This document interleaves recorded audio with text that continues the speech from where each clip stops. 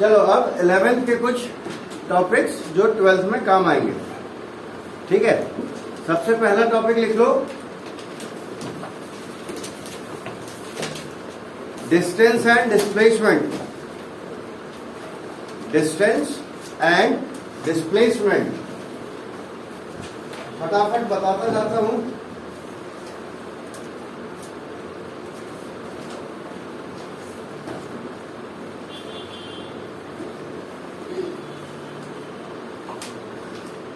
Distance क्या होता है, चाहे तो हम सिंबल डी यूज कर सकते हैं। यूनिट क्या होगी इसकी, मीटर होती है ना। और ये इसका डेफिनेशन क्या होगा, length of actual path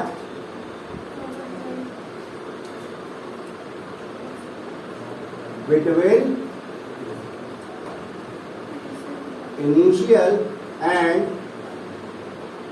final point of motion, है ना। जैसे कुछ बच्चे बाइक से आए तो तुम्हारे घर से कोचिंग तक में बाइक का जो ट्रिप मीटर शो करेगा कि ये इतना किलोमीटर चला, दैट इज डिस्टेंस। ठीक, वो एक्चुअल बात है। ठीक, लेकिन तुम्हारे घर से कोचिंग का लोकेशन एकदम नाक की सीध में, स्ट्रेट पाथ में, वो क्या देगा, वो शॉर्टेस्ट डिस्टेंस देगा, जिसको हम डिफाइन करते हैं डिस्प्लेसमेंट के नाम से। ठीक,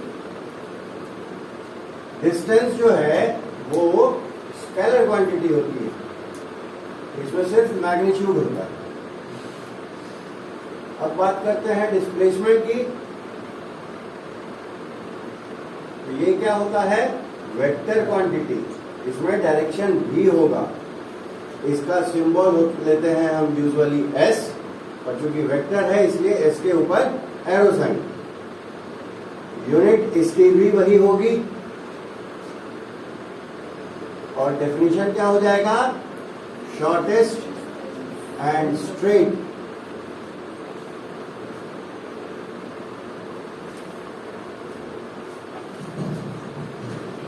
length of shortest and straight path. किसके किसके बीच में, initial and final point of motion. ठीक, अब क्या होगा, अब आगे की बात करते हैं। इन्हीं के बेसिस पे दो नए टर्म्स डिफाइन होंगे, स्पीड एंड वेलोसिटी।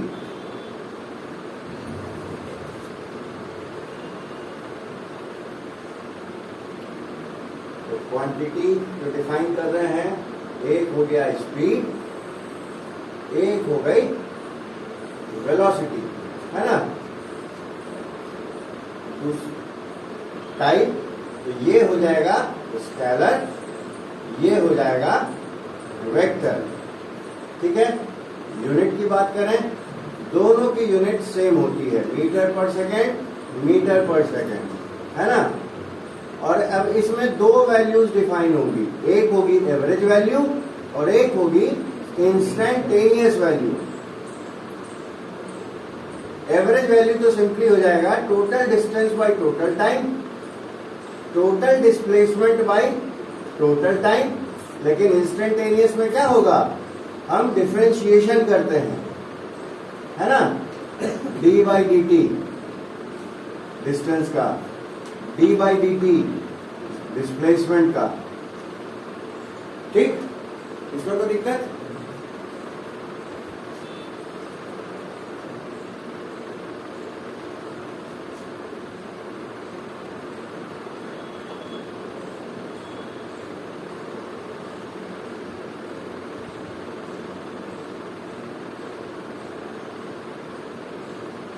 अब वेलोसिटी पे आते हैं सीधा।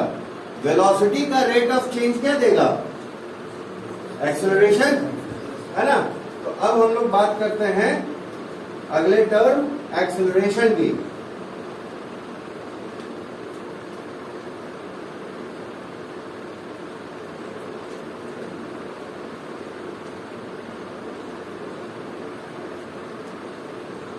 ये भी वेक्टर क्वांटिटी होता है, ठीक। इसकी वैल्यू क्या होती है? Total change in velocity by total time taken, या हम इसको कुछ ऐसा भी लिख सकते हैं, del v by del t. या इंस्टेंटेनियस एक्सेलरेशन डिफाइन करना हो तो हो जाएगा d by D t of velocity, velocity का रेट ऑफ चेंज, ठीक। अब इसमें कुछ सिचुएशंस हैं, जैसे अगर v की वैल्यू u से बड़ी हो तब, मतलब फाइनल वेलोसिटी क्या है? ज्यादा है, उस केस में एक्सेलरेशन कैसा मिलेगा? पॉजिटिव मिलेगा, मीन्स स्पीड बढ़ती चली जाएगी। अगर फाइनल वेलोसिटी घट गई है इनिशियल वेलोसिटी से, तब एक्सेलरेशन क्या होगा? निगेटिव में होगा। लेकिन अगर फाइनल वेलोसिटी इनिशियल वेलोसिटी के बराबर है, मतलब कोई चेंज हुआ ही नहीं वेलोसिटी में, तो इस केस में एक्सेलरेशन क्या हो जाएगा? जीरो हो जाएगा, ठीक। अब इस पॉजिटिव और नेगेटिव में भी दो बातें हैं, या तो ये वेरिएबल एक्सेलरेशन होगा, समय के साथ घटता बढ़ता होगा, है ना, या फिर ये कांस्टेंट हो सकता है। जब हम एक्सेलरेशन कांस्टेंट मान लेते हैं, उसी कंडीशन में हम लोग इक्वेशंस ऑफ मोशन पे डिफाइन करते हैं, ठीक है। इसमें कोई दिक्कत? यहीं पे एक्सेलरेशन में एक आता है एक्सेलरेशन ड्यू टू ग्रेविटी का कंसेप्ट, जिसमें क्या होता है कि अगर कोई ऑब्जेक्ट ऊपर जा रही है, हमने ऊपर थ्रो किया, तो जब हम ऊपर की तरफ थ्रो करेंगे तो क्या होगा? इनिशियल वेलोसिटी कुछ ना कुछ होगी उसकी, नॉट इक्वल टू जीरो। लेकिन एक हाइट गेन करने के बाद ये बॉल क्या होगा? हवा में जाके रुकेगा फॉर अ मोमेंट, है ना, एंड देन उसके बाद नीचे फॉल होना वापस से शुरू हो जाता है। तो जैसे ही ये ऊपर उठता गया, तो वैसे ही क्या देखा जाता है कि जैसे जैसे हाइट बढ़ती है, देखा गया कि इसकी वेलोसिटी जो है वो घट रही है। तो जब वेलोसिटी घट रही है तो एक्सेलरेशन कैसा होगा? नेगेटिव होगा, ठीक। और ये पूरा मोशन ग्रेविटेशनल फोर्स के इफेक्ट में होता है, इसलिए यहां जो इसका एक्सेलरेशन होगा उसका value near earth surface g के बराबर लेंगे, ठीक। तो जब बॉडी अगेंस्ट ग्रेविटी ऊपर जा रही है, तब हम क्या लेंगे? Acceleration minus. अब बॉल वहीं थोड़ा रुका रहेगा, ये वापस से नीचे गिरना शुरू होगा, क्योंकि ग्रेविटेशनल फोर्स तो इस पे लग ही रहा है ना। तो गिरने समय जब ये वापस गिरना शुरू होगा, तो इनिशियली तो इसकी वेलोसिटी जीरो होगी यहाँ, है ना, और पे वापस आने के समय इसकी वेलोसिटी फाइनल जो है वो कुछ ना कुछ हो गई होगी बढ़ के, है ना। लेकिन पहले सिचुएशन में इस हाइट पे पहुंचने के बाद वेलोसिटी क्या हो गई थी? जीरो, रुक गई थी। वापस जब गिरना शुरू हुआ तो गिरने के लिए वही वेलोसिटी उसकी इनिशियल बन गई, जीरो। अर्थ का ग्रेविटेशन भी उसको नीचे की तरफ ही खींच रहा है, इसलिए उसका एक्सेलरेशन बढ़ता चला जाएगा, क्योंकि जिस तरफ फोर्स होगा उसी तरफ एक्सेलरेशन पैदा होगा। एक्सेलरेशन यहाँ पे क्या होगा? क्योंकि वेलोसिटी बढ़ रही है पॉजिटिव में, मतलब जैसे जैसे हाइट वापस से घटेगी, देखा गया कि वेलोसिटी क्या हो रही है? बढ़ रही है। इसलिए जो एक्सेलरेशन होगा वो क्या होगा? पॉजिटिव में होगा। और चूंकि ग्रेविटेशनल फोर्स के इफेक्ट में है ये मोशन, इसलिए प्लस जी के बराबर हो, ठीक। इस बात में कोई दिक्कत? ये पूरी एक्सेलरेशन की दुनिया हो गई तुम्हारी, है ना। अब कहीं कहीं तुमको न्यूमेरिकल्स में इक्वेशंस ऑफ मोशन भी काम आएंगे। तो इक्वेशन ऑफ मोशन है याद किसी को? पहला क्या था? v is equal to u plus a t. दूसरा क्या है? s is equal to u t plus r a t square. और तीसरा v square is equal to u square plus 2as, ठीक। यहीं पे तुमको न्यूमेरिकल्स में कंपोनेंट के टर्म्स में बात कर सकता है। जो 11th में पढ़ना था मोशन इन प्लेन के नाम से, कि इक्वेशंस ऑफ मोशन किस तरह से लिखी जाएंगी अगर बॉडी का मोशन सिर्फ एक्स डायरेक्शन में हो या बॉडी का मोशन सिर्फ वाई डायरेक्शन में हो। ठीक, तो इक्वेशंस वही रहेंगी, सिर्फ सिंबल्स में कुछ अपडेशंस होंगे। तो जब मोशन हमेशा एक्स डायरेक्शन में हो और जब मोशन हमेशा वाई डायरेक्शन में हो, तो देखो क्या डिफरेंस आता है। पहले तो हम लोग सिर्फ इक्वेशंस ऑफ मोशन चुपचाप लिख लेंगे, v is equals to u plus a t. दूसरा s is equals to u t plus half a t square. और तीसरा v square is equals to u square plus 2as। यहाँ के लिए भी पहले लिख लो, फिर देखेंगे कि क्या अपडेट होता है। s इज इक्वल्स टू कितना, ut plus half a t square. और तीसरा इक्वेशन v स्क्वायर वाला, इसकी बहुत जरूरत पड़ेगी हम लोगों को। ये लिख लिया 2 बार, है ना। अब देखो कि अपडेशंस क्या होंगे। तो अपडेशन कुछ नहीं होता, जब x डायरेक्शन में है तो हम सिंबॉलिकली यहाँ x कंपोनेंट्स की बात करते हैं बस। ठीक, तो इस सिंबल से कोई भी फिजिक्स वाला बंदा ये समझ जाएगा कि मोशन जो है वो x डायरेक्शन में ही है हमेशा। ठीक, क्योंकि v भी x डायरेक्शन में है, u भी x डायरेक्शन में है, a भी x डायरेक्शन में है, टाइम का कोई डायरेक्शन नहीं है। ठीक है, यहाँ पे s की जगह हम x ले लेंगे, क्योंकि x डायरेक्शन में जो भी डिस्टेंस या डिस्प्लेसमेंट होगा उसको x से रिप्रेजेंट करेंगे, है ना। यहाँ पे भी फिर सिंबल x लगा दिया, ये x लगा दिया, x x x, और इस s की जगह x। ठीक है, लेकिन y डायरेक्शन के लिए देखो, बस जहां जहां x किए थे अब वो y डायरेक्शन हो जाएगा।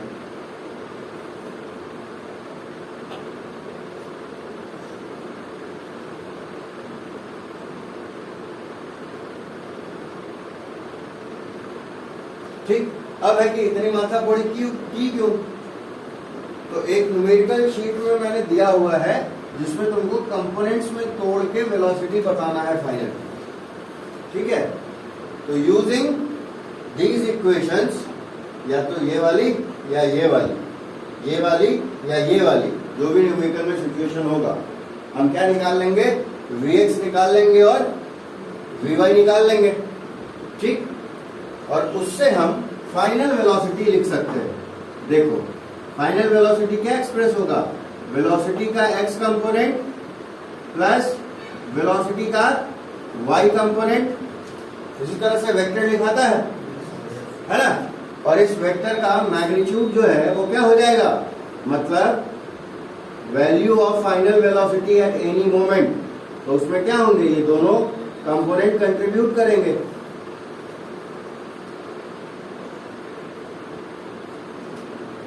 है ना, तो हम इंडिविजुअली x और y डायरेक्शन में फाइनल वेलोसिटीज को कैलकुलेट करेंगे। ठीक है, दोनों का स्क्वायर करके उनको ऐड करेंगे और फिर लास्ट में स्क्वायर रूट निकाल देंगे। वो क्या दे देगा हमको, वो देगा फाइनल वेलोसिटी की वैल्यू एट एनी इंस्टेंट। वो टाइम वगैरह सब दिया रहेगा कि किस इंस्टेंट पे निकालना है। ठीक है, इसीलिए ये मोशन इन प्लेन जो है वो पढ़ना पड़ता है और याद रहना चाहिए। ठीक है, नहीं तो बुक भी देखोगे तो इसका एक पेज का पूरा कैलकुलेशन है न्यूमेरिकल का, तो उतना बड़ा कैलकुलेशन जब बुक में है तो कॉपी में करते करते 2-2.5 पेज बन जाता है। तो बच्चा वही करके उसको छोड़ देता है, क्योंकि उसको वो याद ही नहीं है। तो याद नहीं है तो भागोगे चीजों से, भागना है नहीं। ठीक है, ले रहे ये चीज पक्का। ठीक है, अब बात करते हैं हम लोग, ये मोशन वाला पार्ट हो गया। अब हम लोग बात करते हैं न्यूटन्स लॉज की। न्यूटन्स का पहला नियम क्या था मोशन का,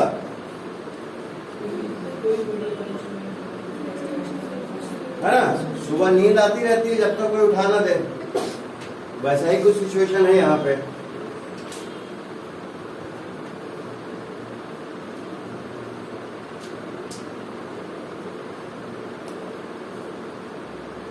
न्यूटन का फर्स्ट लॉ ये कहता है कि बॉडी में नेट एक्सेलरेशन 0 होगा इफ एंड ओनली इफ उसमें नेट फोर्स 0 होगा तब। यहां पे एफ वेक्टर क्या है? रिजल्टेंट फोर्स है, नेट फोर्स है, जो पैरेललोग्राम लॉ वगैरह लगा के हम निकालेंगे। ठीक है, मतलब अगर एक बॉडी पे एक से ज्यादा फोर्सेस लग रहे हैं तो हम पहले उसका रिजल्टेंट फोर्स निकालेंगे। ठीक, अगर वो रिजल्टेंट फोर्स 0 है तब उस बॉडी में एक्सेलरेशन भी 0 हो। लेकिन अगर उस रिजल्टेंट फोर्स की कुछ वैल्यू निकलेगी तब उस एक्सेलरेशन का भी कुछ वैल्यू निकलेगा। तो कितना निकलेगा वो सेकेंड लॉ बताता है। एक्सेलरेशन क्या होगा? Total net force by mass of body, है ना। यही हम F is equals to mass into acceleration पढ़ते हैं। ठीक, और थर्ड लॉ सबको पता होगा, every action has an equal and opposite reaction. मतलब force on 1 due to 2 equal होगा फोर्स ऑन 2 ड्यू टू 1 के, लेकिन डायरेक्शन में ये क्या होंगे? एक दूसरे के अपोजिट होंगे। तो किसी एक पे नेगेटिव साइन अप्लाई कर देंगे। ठीक, इसमें कोई दिक्कत? पक्का? अब यहीं से बात करते हैं हम लोग फ्री बॉडी डायग्राम की, जो तुमको न्यूमेरिकल्स में कूलम्ब्स लॉ में भी है और इलेक्ट्रिक फील्ड में भी है। ठीक है, और कहीं ना कहीं चैप्टर 4 में भी यूज में आएगा, मैग्नेटिज्म। ठीक,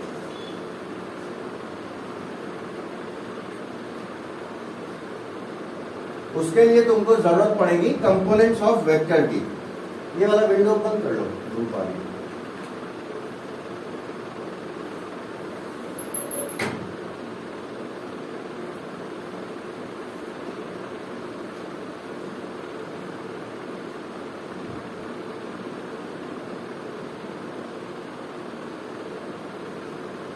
दो सिचुएशन में कंपोनेंट्स यहां पे हम लोग देख रहे हैं। बस ये मान लिया ए वेक्टर, यहां ये मान लिया ए वेक्टर। तो क्या बताया था? थीटा के सामने साइन वाला कंपोनेंट होगा, थीटा के सामने साइन कंपोनेंट होगा, है ना। ये हो गया ए साइन थीटा कंपोनेंट, ए साइन थीटा कंपोनेंट, और जिस एक्सिस के साथ वो एंगल बना रहा है उधर हो जाएगा कौन सा? Cos component.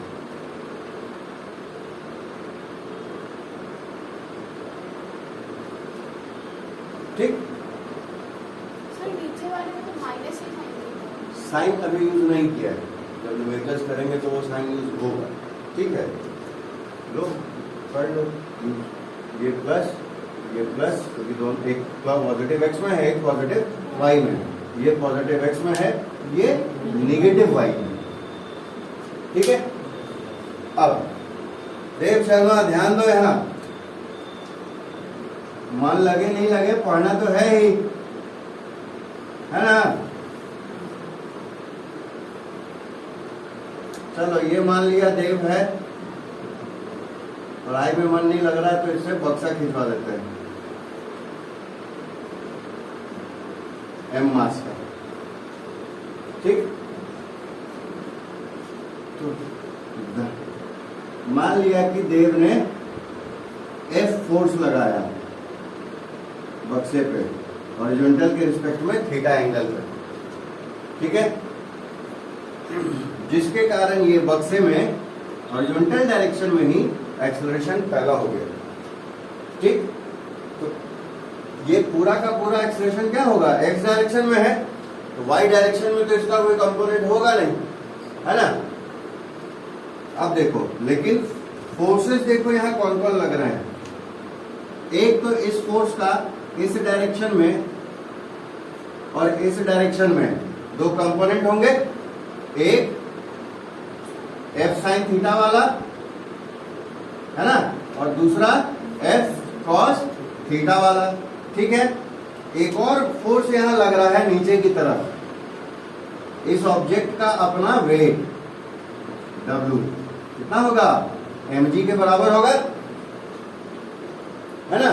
और अगर फ्रिक्शन भी लग रहा होता, इन दैट केस जब बॉक्स इस तरफ स्लाइड कर रहा है तो फ्रिक्शनल फोर्स इस बॉक्स पे किस तरफ लगेगा, अपोजिट, है ना। तो ये सारे फोर्सेस हमने उस बॉक्स पे लगने वाले आइडेंटिफाई कर लिए, एक्स डायरेक्शन में भी और वाई डायरेक्शन में भी। एक्सेलरेशन भी पता है कि सिर्फ एक्स डायरेक्शन में ही लग रहा है। ठीक है, तो अब हम क्या करते हैं, इस फॉर्मूला को अप्लाई करते हैं for both directions x and y. कैसे, तो हम क्या करेंगे, सबसे पहले जोड़ लेंगे कि हॉरिजॉन्टल डायरेक्शन मतलब एक्स डायरेक्शन में कौन कौन फोर्सेस लग रहे हैं। तो कौन कौन लग रहा है, एक ये पॉजिटिव एक्स डायरेक्शन में लग रहा है, एक ये निगेटिव एक्स डायरेक्शन में लग रहा है ना। तो प्लस में एफ कॉस थीटा और माइनस फ्रिक्शन इक्वल, ये टोटल फोर्स हो गया। Total force is equal to क्या होना है, मास इंटू एक्सेलरेशन होना है। तो मास इंटू एक्स डायरेक्शन में एक्सेलरेशन, है ना। तो एक्स डायरेक्शन में एक्सेलरेशन क्या है, पूरा का पूरा ए के बराबर ही होगा। तो ब्रैकेट्स ओपन कर दो, f cos theta minus f equals to m a, ये एक इक्वेशन बन जाती है। ठीक है, ये इक्वेशन ऑफ न्यूटन्स लॉ की इक्वेशंस होगी तुम्हारी। ठीक है, अब देखो वर्टिकल डायरेक्शन में क्या क्या कितने फोर्सेस हैं, एक ये वाला है, एक ये वाला है, इसके अलावा तो और कोई है नहीं। ये वाला पॉजिटिव वाई डायरेक्शन में है इसलिए पॉजिटिव लेंगे, ये वाला निगेटिव वाई डायरेक्शन में है इसलिए निगेटिव लेंगे। कोऑर्डिनेट तो सबको पता है ना। तो अब क्या करेंगे, वापस से ये फॉर्मूला अप्लाई करेंगे। तो टोटल फोर्स वर्टिकल डायरेक्शन में ऊपर और नीचे कितना लग रहा है, ऊपर लग रहा है एफ साइन थीटा, नीचे लग रहा है माइनस में एम जी, और बराबर होगा कितना, ये m a y, y direction में एक्सेलरेशन। तो वाई डायरेक्शन में तो इसका कोई एक्सेलरेशन है ही नहीं, है क्या, नहीं है ना। तो ब्रैकेट ओपन कर दो, f sine theta minus m g equals to 0। हो गई दो इक्वेशंस। अब इन दोनों इक्वेशंस को आपस में सॉल्व करके जो भी कुछ निकालने बोला होगा वो हम निकाल सकते हैं। ठीक है, एक और एग्जांपल देखो।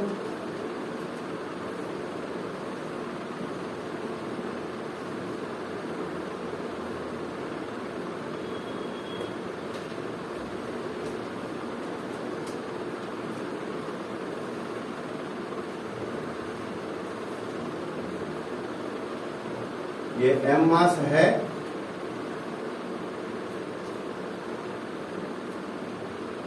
जो एक धागे से यहां लटका है, एक धागे से यहां लटका है, बांधा हुआ है।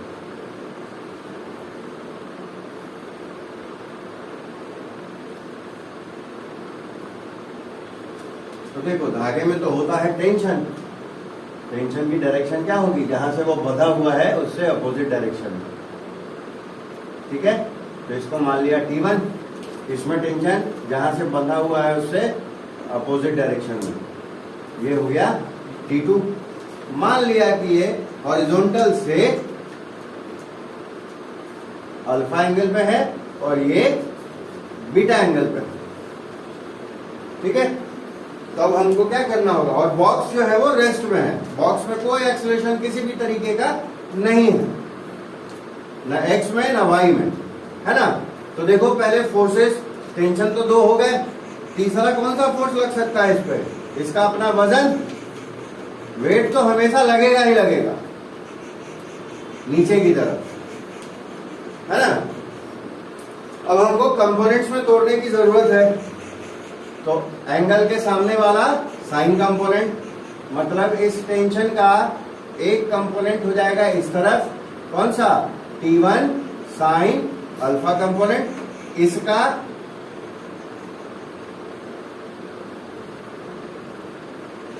T2 साइन बीटा, इसका हॉरिजॉन्टल कंपोनेंट इस तरफ, इसका हॉरिजॉन्टल कंपोनेंट इस तरफ, T1 cos alpha, T2 cos beta.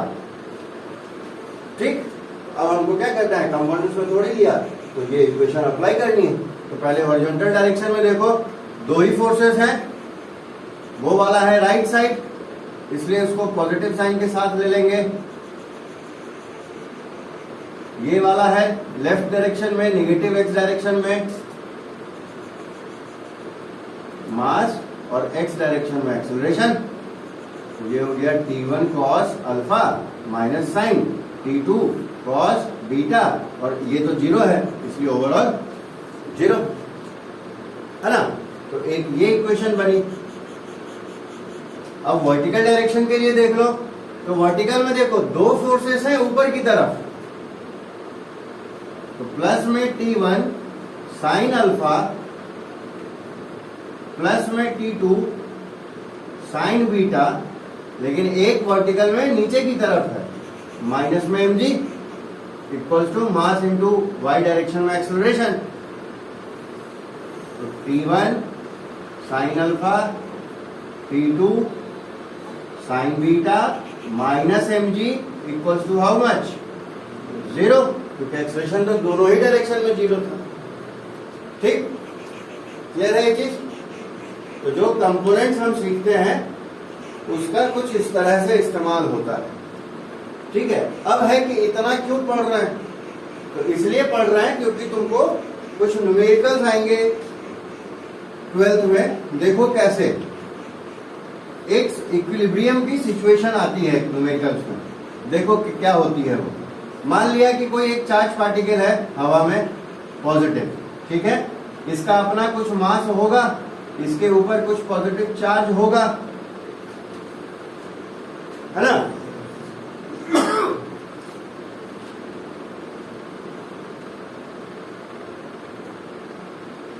एक कंसेप्ट आता है इलेक्ट्रिक फील्ड का, अभी क्या होता है नहीं होता है वो बाद में पढ़ेंगे, अभी सिर्फ सिचुएशन समझो। इलेक्ट्रिक फील्ड की खासियत होती है कि वो पॉजिटिव चार्ज पे अपने ही डायरेक्शन में फोर्स लगाता है। किधर फोर्स लगाता है, अपने डायरेक्शन में। मीन्स अगर वो ऊपर है तो उस पॉजिटिव चार्ज पे ऊपर की तरफ ही फोर्स लगाएगा। ठीक है, पूजा उड़ जाओ। और अगर इलेक्ट्रिक फील्ड नीचे की डायरेक्शन में है ना, तो क्या होगा, नेगेटिव चार्ज पे वो अपने अपोजिट फोर्स लगाती है, पॉजिटिव पे अपने अलोंग, नेगेटिव पे अपने अपोजिट। ठीक, तो देखो सवाल ये होता है, पहले सिचुएशन में तो क्वेश्चन ये पूछा जाता है कि कोई चार्ज है इस चार्ज के ठीक नीचे, तो उस पे कैसा चार्ज रखा जाए और कितना रखा जाए, मतलब पॉजिटिव रखा जाए या नेगेटिव, और कितने मैग्नीट्यूड का रखा जाए, ताकि ऊपर वाला जो चार्ज है वो हवा में ही रह जाए, ठीक, अपनी जगह से हिले भी ना। तो पहले तो देखना होगा तुमको कि ऊपर वाले पे फोर्स कौन सा लग रहा है। तो इकलौता फोर्स लग रहा है इसका अपना वजन mg नीचे की तरफ, है ना। इन सभी चार्जेस पे mg नीचे की तरफ लग रहा है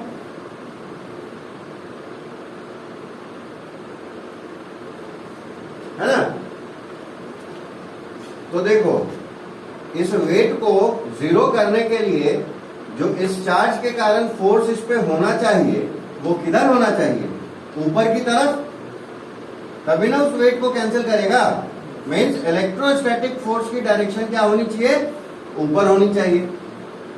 तो ये चार्ज इसको इस तरफ कब धकेलेगा, जब ये खुद पॉजिटिव होगा, सेम पोलैरिटी का होगा, तभी ना रिपल्सिव फोर्स लगाएगा, है ना।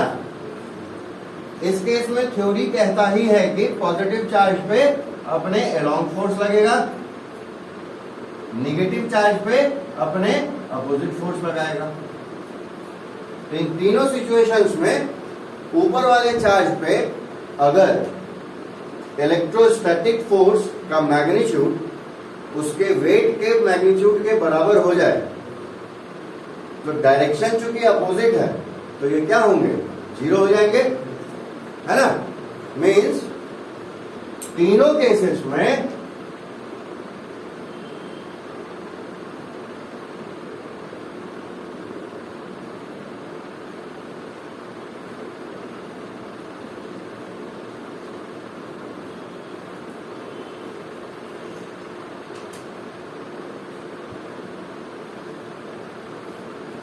ये कंडीशन कहलाती है कंडीशन ऑफ इक्विलिब्रियम।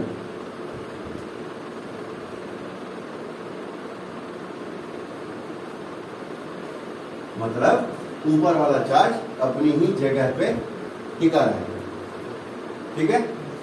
इसमें कोई दिक्कत, इसमें कोई दिक्कत। एक चीज फटाक से देख लो,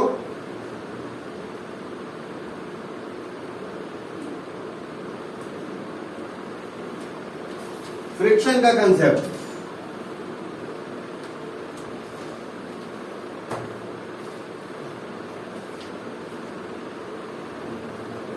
इस पर इसको भी इंक्लूड कर लेता है। तो जो बच्चा शौकिया भी कंपटीशन का फॉर्म भरोगे उनके लिए भी ये काम का है। अगर बॉडी पे फोर्स लगा F, जिसके कारण ये मोशन करने लगा इस डायरेक्शन में, है ना, इस बॉडी का मास मान लिया m, तो जो फ्रिक्शनल फोर्स होगा इस सरफेस के कारण इस बॉडी के सरफेस पे, वो किधर होगा, मोशन को अपोज करने की डायरेक्शन में होगा, ठीक है। और कौन कौन से फोर्सेस हैं इस पे, mg लगेगा, और जब mg लगेगा तो न्यूटन थर्ड लॉ से ये सरफेस इसको ऊपर की तरफ नॉर्मल रिएक्शन देगी, है ना।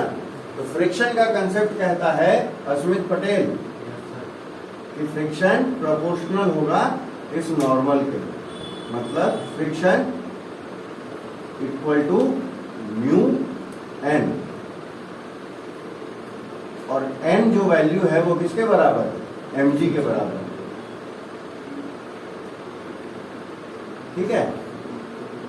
तो यहां से जो फ्रिक्शनल कोफिशिएंट है, ऐसे क्वेश्चन में अक्सर तुमको फ्रिक्शनल कोफिशिएंट पूछता है, कोफिशिएंट ऑफ फ्रिक्शन पूछता है, वो क्या हो जाएगा, फ्रिक्शनल फोर्स डिवाइडेड बाय क्या चीज, या तो नॉर्मल या फिर नॉर्मल की वैल्यू पुट कर देंगे mg, ठीक, क्लियर है। इधर था ना 11th में।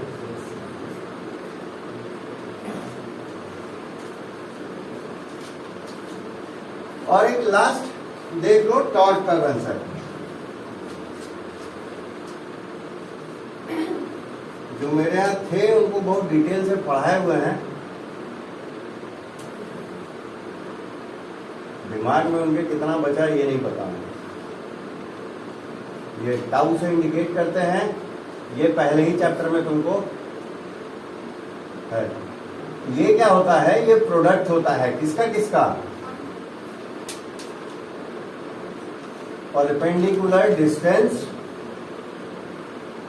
Between axis of rotation and line of action के बीच में, और इसको मल्टीप्लाई किससे करना है, मैग्नीट्यूड ऑफ फोर्स से, ठीक। तो जब ट्रिग्नोमेट्री की हेल्प लोगे तो परपेंडिकुलर वाला वैल्यू जो है वो हमेशा h sin थीटा ही मिलना है, ठीक है, क्योंकि साइन में ही तुम्हारा परपेंडिकुलर आता है, ठीक है। तो अगर डिस्टेंस r था पोजीशन वेक्टर, तो उसका परपेंडिकुलर कंपोनेंट क्या हो जाएगा, r sin थीटा हो जाएगा, और इनटू में किसी भी फोर्स का, जो भी फोर्सेस लग रहे हैं, या कोई एक फोर्स लग रहा है तो उसका ये क्या हो गया। तो इसको हम कुछ ऐसा भी लिख सकते हैं, यही चीज कन्वर्ट हो जाती है तुम्हारे r क्रॉस f में, क्रॉस प्रोडक्ट में कन्वर्ट हो जाता है, ठीक है। और यहीं पे फिर तुम्हारी 3 स्पेशल केसेस आ जाती हैं, 0 डिग्री, 90 डिग्री, 180 डिग्री। 0 डिग्री के केस में चूंकि साइन 0 0 होता है इसलिए टॉर्क भी 0 होगा, साइन 90 1 होता है इसलिए टॉर्क भी मैक्सिमम वैल्यू का मिलेगा। और कितना मिलेगा? सिर्फ R इंटू एफ मिलेगा। और 1 साइन 180 अगेन 0 होता है, तो ये हमको वापस से 0 मिलेगा। इस सिचुएशन को हम नाम देते हैं स्टेबल इक्विलिब्रियम। ये ध्यान रखना, बोर्ड्स में पूछा जाता है ये कि discuss condition of stable equilibrium and unstable equilibrium. ठीक है, ये भी इक्विलिब्रियम ही है लेकिन अनस्टेबल। और ये तो भाई साहब सीधा सीधी मैक्सिमम टॉर्क की कंडीशन है। तो इस केस में क्या होता है कि न्यूमेरिकल में कभी कभी एंगल नहीं दिया रहेगा तो उनको सीधा बोल देगा कि टॉर्क मैक्सिमम है, तो वहां से अंडरस्टूड हो जाना चाहिए कि साइन थीटा 1 हो गया। ठीक है, क्लियर है चीज? तो इतनी चीजें हैं जो तुमको 11th की 12th में फ्रिक्वेंटली यूज होती हैं। ठीक है, और इतना तुमको टिल 12th एग्जामिनेशन ध्यान रहना चाहिए।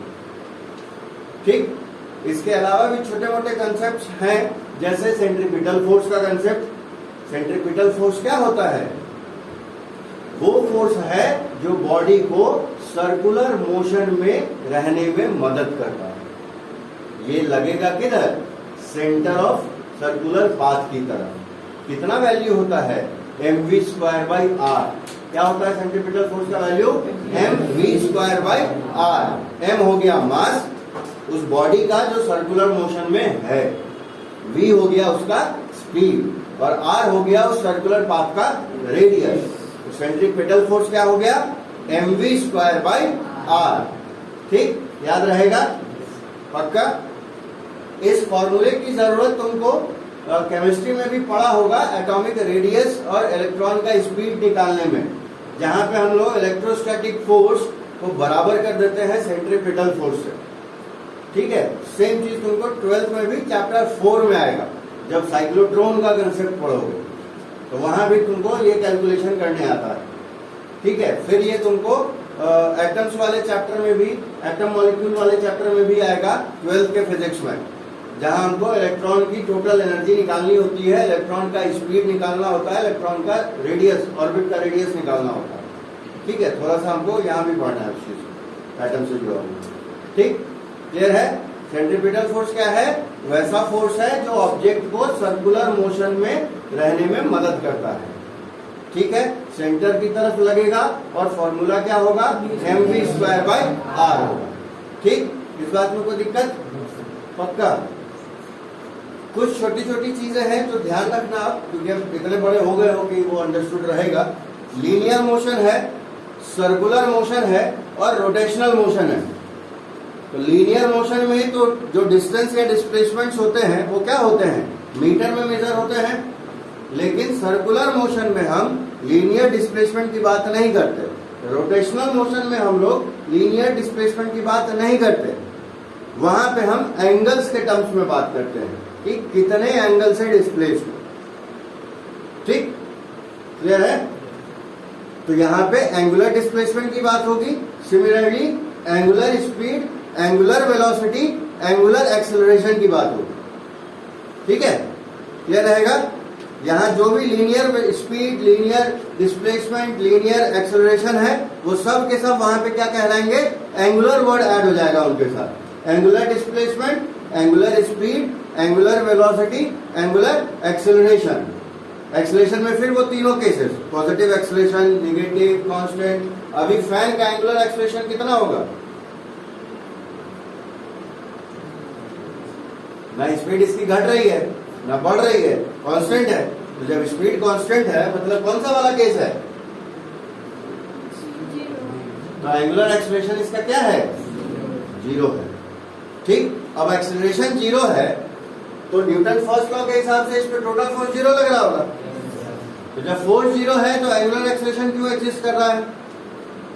उसी का रीजन है वो टॉर्क। जो उस मशीन पे लगने वाले फोर्स का इफेक्ट होता है।